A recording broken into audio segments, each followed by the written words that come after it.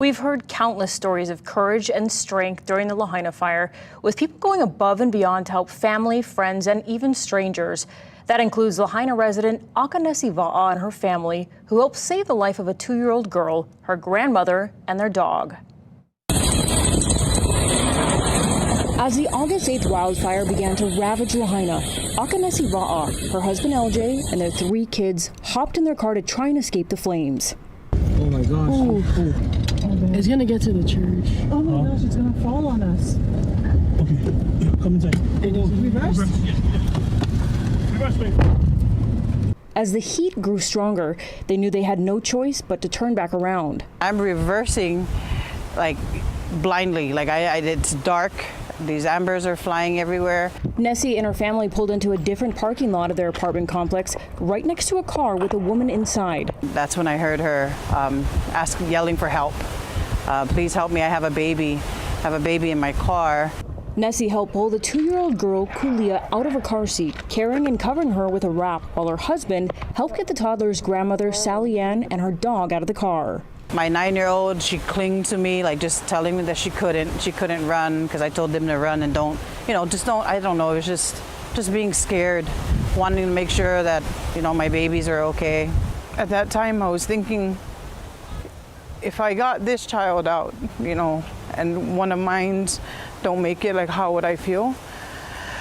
But at the end, at that moment, like you just gotta trust. You gotta trust that God has his hand over you and your kids. The group eventually made it to a nearby building. I could hear her. I could hear her little voice telling me, "Thank you, Auntie. Thank you, Auntie." And that broke my heart because she wasn't even safe yet.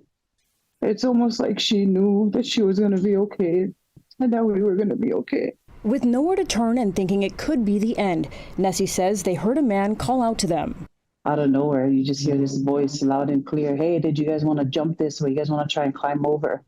With the help of Nesi's husband and neighbors, they all made it over the fence before heading to Front Street. Good Samaritans picked up Kulia, her grandma, and the dog, while Nesi and her family walked about 3 miles to the Hyatt. The families have since reunited. I'm very grateful each and every day for Nesi and her family. I think about it each and every day. If it wasn't for her husband, her son, and all others who were involved, I think there were some neighbors to help to push that fence down. I believe we'd be stuck in that fishbowl of fire and not get out.